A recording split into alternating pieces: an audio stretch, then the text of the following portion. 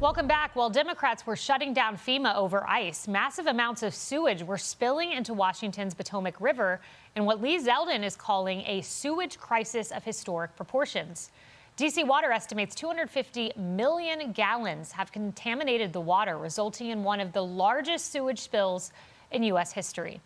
And despite the river flowing into Maryland, Democratic Governor Wes Moore says it's not his problem. This is not a serious team that we're working with. We're talking about a D.C. pipe on federal land, right? The area that we're talking about, that has been under federal control for the past century.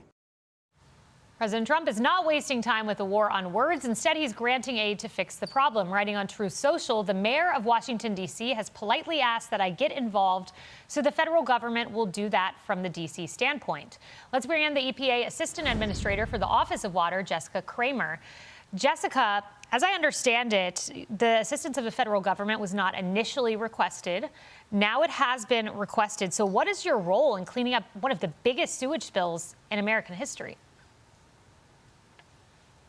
Yeah, absolutely. So there's a couple things that we're focused on right now. First and foremost is having boots on the ground. We've had boots on the ground this whole time, especially as EPA, but there is a significantly more concerted effort to ensure that our federal agency partners are joining us on the ground to ensure that we are working hand in glove with DC Water to make sure that they are cleaning up this site as expeditiously as possible and also providing resources where we need them.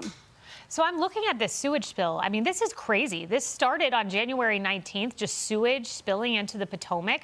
And I read this expert at NPR says there's a ton of nasty stuff in raw sewage. It's not just waste and bacteria. You have pharmaceuticals, and that this could have lasting impact. How long will this impact be felt?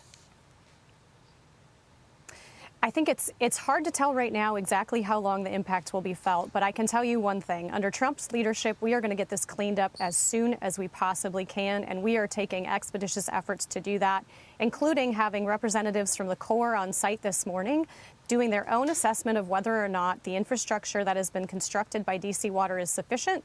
And to the extent that we determine that it's not, we have resources ready to deploy to provide our own infrastructure to fill any gaps.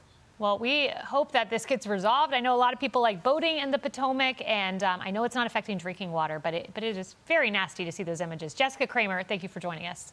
Hey everyone, I'm Emily Campagno. Catch me and my co-hosts Harris Faulkner and Kaylee McEnany on Outnumbered every weekday at 12 p.m. Eastern, or set your DVR. Also, don't forget to subscribe to the Fox News YouTube page for daily highlights.